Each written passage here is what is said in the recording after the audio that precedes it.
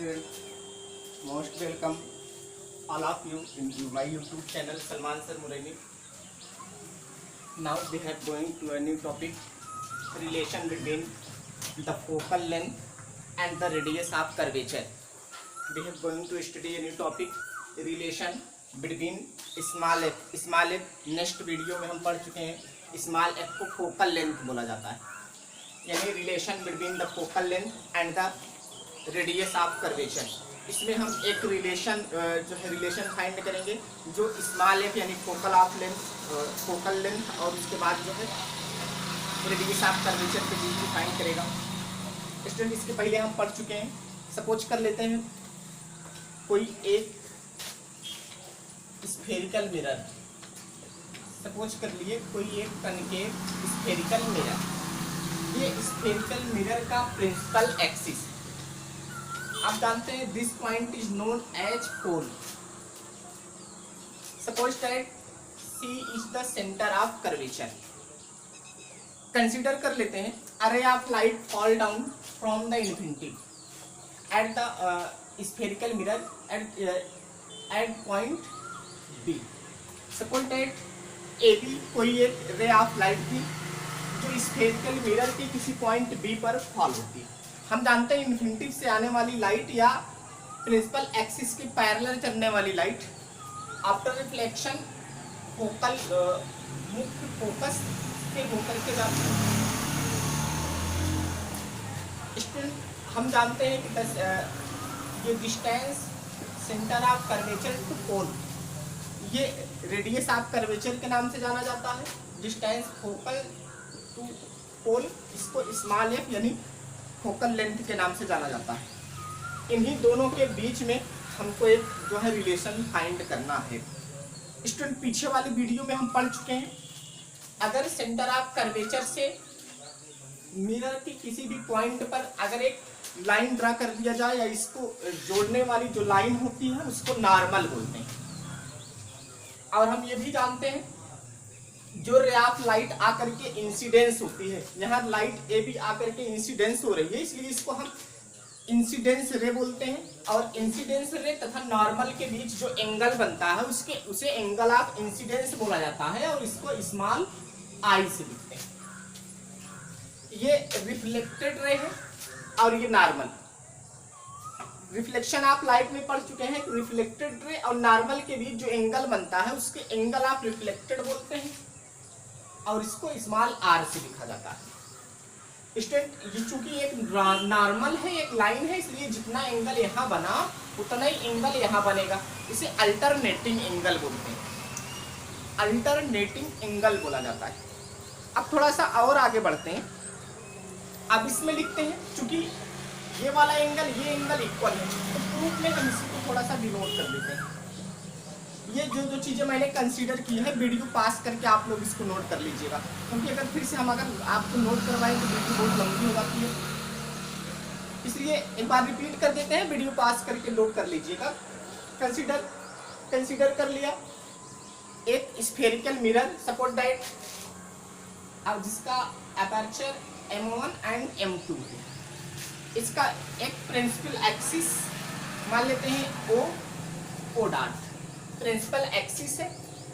इसके principal axis के parallel infinity से एक रे ऑफ लाइट ए बी आकर के मिरर के किसी पॉइंट बी पर इंसिडेंस होती है। आफ्टर रिफ्लेक्टिंग ये मुख्य फोकस से होकर के जाती है। कंसीडर किया the centre of curvature capital C है। अब सेंटर ऑफ कर्वेचर से एक लाइन बी को ड्रा कर दिया जिसे नॉर्मल बोला जाता है। पीछे वाली वीडियो में पढ़ चुके हैं, इंसिडेंस रे और नॉर्मल के बीच जो एंगल बनता है इंसिडेंस एंगल बोलते हैं, स्मॉल आई से लिखते हैं। और रिफ्लेक्शन के बीच जो बनता है उसको रिफ्लेक्टेड एंगल बोलते हैं और स्मॉल आर से लिखा जाता है। अब आइए प्रूफ में देखते हैं। हमने कहा ये वाला एंगल इस एंगल के इक्वल है, इसलिए हम इसको लिखते हैं angle A B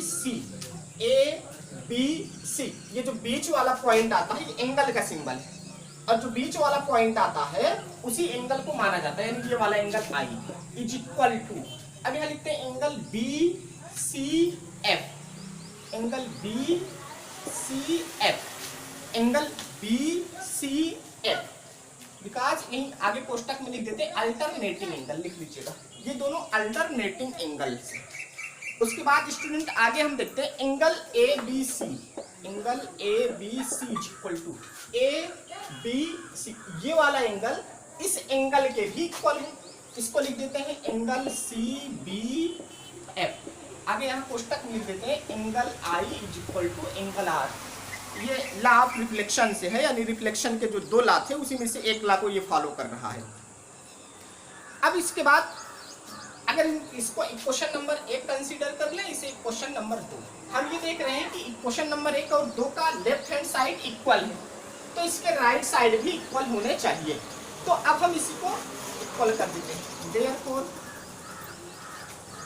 angle B C F is equal to angle C B F. अब इसमें थोड़ी सी एक कॉन्सेप्ट ये ले लेते हैं कि the triangle FBC, triangle FBC is an isosceles triangle. Therefore, side CF is equal to side BF. यहाँ लिख देते हैं triangle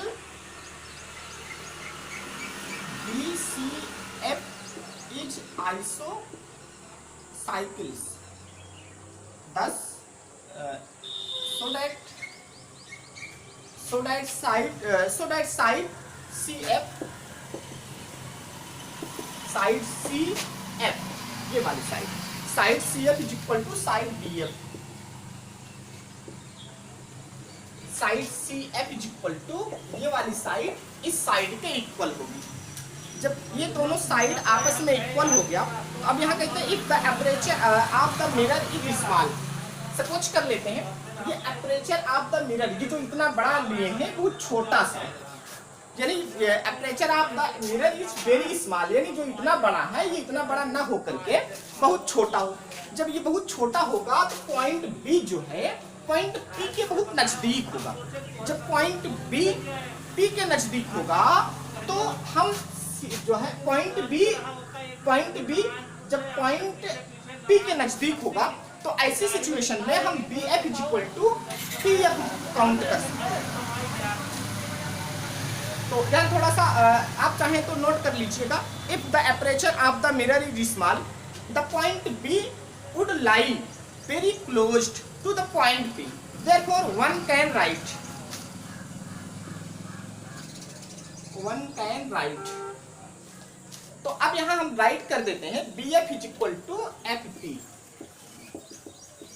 B F is equal to F P. जब B F is equal to F P यहां denote कर दिया, तो अब यहां लिखते हैं therefore F is the mid point of CP, F is the mid point of CP, यानी इन दोनों का ये मिड पॉइंट हो जाएगा। जब ये नजदीक आ जाएगा B F is equal to, it means ये इसके इक्वल लिख देंगे तो ये दोनों इक्वल है।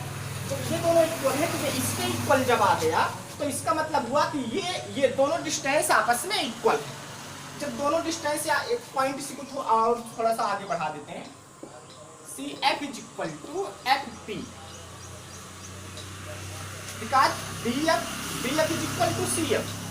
इसी क्वेश्चन नंबर इसको थर्ड मान लेते हैं और इसको क्वेश्चन नंबर 4 कंसीडर कर लेते हैं। अब यहाँ इक्वेशन नंबर यहाँ राइट कर देते हैं, क्वेश्चन नंबर 4। क्वेश्चन नंबर 4 में देखिए B F is equal to C F लिखा है, तो जहाँ यहाँ बी एफ लिखा है यहाँ हम लिख सकते हैं C F is equal to F P. C F is equal to F P का मतलब ये वाली डिस्टेंस इस डिस्टेंस के इक्वल होगी। जब ये वाली डिस्टेंस इस डिस्टेंस के इक्वल होगी तो इसका मतलब ये हुआ, अब यहीं से थोड़ा सा आगे बढ़ाते हैं, therefore C F F P के इक्वल है, यानी इसको हम लिख सकते हैं C P is equal to C F plus F P, यानी पूरी डिस्टेंस को इन दोनों के डिवाइड कर दिया। फिर आगे यहां लिखते हैं C P is equal to C F की जगह हम एफ पी डिनोट कर सकते हैं, F P plus F P. फिर यहां लिखते हैं C P is equal to F P. अब C P centre of curvature to pole, हम जानते हैं centre of the distance between centre of curvature and pole is known as the radius of curvature and denoted by capital R 2 into FP. The distance between focus point to pole is known as the focal distance and denoted by small f. It means the radius of curvature is 2 times of the focal of length. या इसी को इस तरह से denote कर सकते हैं, 2 को अगर इस तरफ लाए f is equal to r/2. ये दो फार्मूले प्राप्त होते हैं, इसमें से चाहे जो डिनोट कर दिया जाए. इसका मतलब ये हुआ कि किसी स्फेरिकल मिरर का फोकल लेंथ उसके सेंटर ऑफ कर्वेचर के हाफ होता है, यानी centre of radius of curvature जितना होगा उसका हाफ टाइम यानी उसका आधा जो है सेंटर ऑफ कर्वेचर होता है. बस स्टूडेंट इसी पे थोड़ा सा कभी कभी ऑब्जेक्टिव टाइप के क्वेश्चन पुट अप कर लेते हैं. ऑब्जेक्टिव टाइप के क्वेश्चन जब फिर पुट अप कर लेते हैं तो इसमें थोड़ा सा बहुत इजी वे में हम क्वेश्चन प्रॉब्लम को सॉल्व भी कर सकते हैं. एक एग्जाम्पल दे देते हैं, उसके बाद आप घर पे एक्सरसाइज करिएगा और कोई प्रॉब्लम हो तो मैसेज करके बताइएगा सीधे व्हाट्सएप नंबर पे. If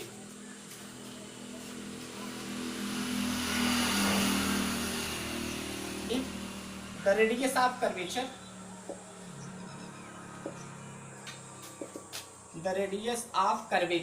of any spherical mirror is 40 centimeter. Question note कर लीजिएगा. If the radius of curvature of any spherical mirror is 40 centimetre, find the focal length.